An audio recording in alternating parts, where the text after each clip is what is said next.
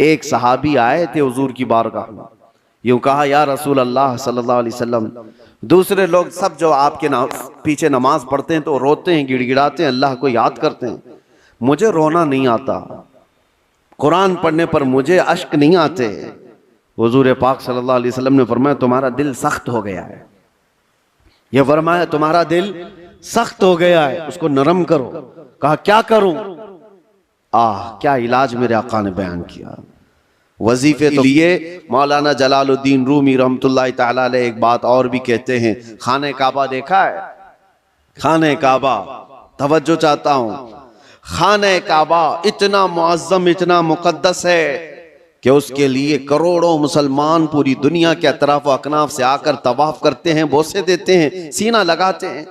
ये खाने काबा अल्लाह का घर है, लेकिन मौलाना रोम फरमाते हैं, है तो काबा, ये इब्राहिम खलीलुल्लाह की बनाई हुई इमारत है।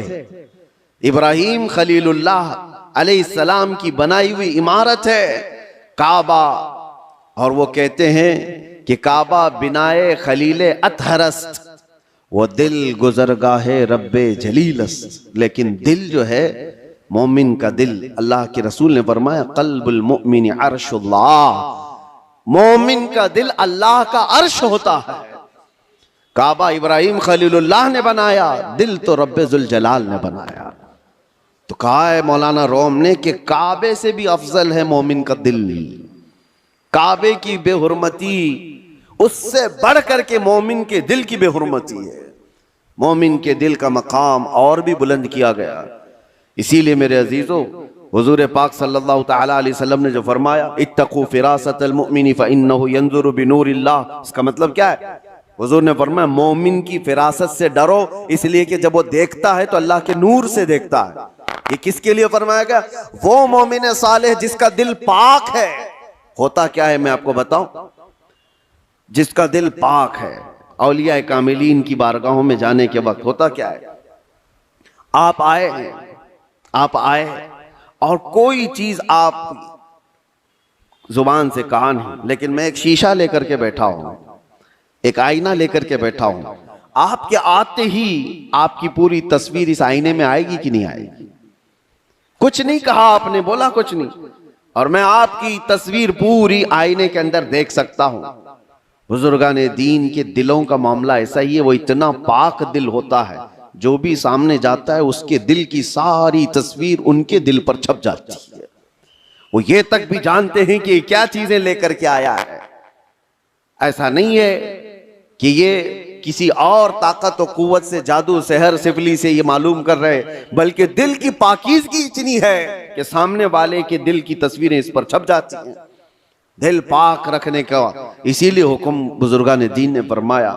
आज सबसे ज्यादा गलाजत इसी की है हमारे पास। मैं एक और बात आपसे पूछता हूं, ये अल्लाह का घर है, मस्जिद है, मस्जिद में कोई अगर गलाजत ला करके फेंक दे तो क्या आप बर्दाश्त करेंगे उसे? मस्जिद के अंदर कोई पेशाब पखाना अल्लाह हजार बार ना करे, मुआज अल्लाह, ला करके डाल दे तुम्हारे सामने, तुम बर्दाश्त करोगे?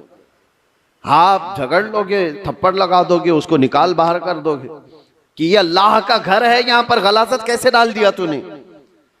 जो मस्जिद की सफों पर गलाजत देखने को तैयार नहीं, वो मुसलमान फिर अपने दिल को जो अल्लाह का अर्श है उसमें गलाजतें कैसे डाल रहा है? खुद से तो डाल रहा है। न जाने किसकी किसकी मोहब्बत, न जाने कौन कौन से गलीज सोचे उसने दिल में डाल रखा। इसीलिए हजरत साबिर कलियरी रहमतुल्लाह ताला अलैह फरमाया करते, एक दिल है उसमें दो चीजें नहीं आ सकती, या तो अल्लाह की मोहब्बत आएगी या तो फिर इंसानों की। अल्लाह रसूल की मोहब्बत होगी या तो फिर इंसानों की, दुनिया की मोहब्बत और अल्लाह की मोहब्बत एक साथ दिल के अंदर नहीं आ सकते। तो तुम ये फैसला करो किस चीज को तुमने जगह दे रखा है, अपने दिल को किसके लिए खोल रखा है।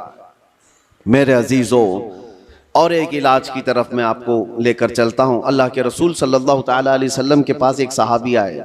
एक अलामत और भी मैं आपको बताऊं, नमाज पढ़ते हैं, जैसे अभी मैंने कहा दिल के काले होने की अलामत यह है कि मस्जिद में ज्यादा देर दिल नहीं करता, नमाजों का वक्त हो जाए तो तबीयत भारी लगने लगे, उसे इबादतों की तरफ शौक नहीं लगता। ये दिल के उसके सिया होने की अलामत। इसी तरह से जब कुरान की तिलावत होती है ना, तो पाक दिल वाले की आंखों से आंसू आ जाते हैं।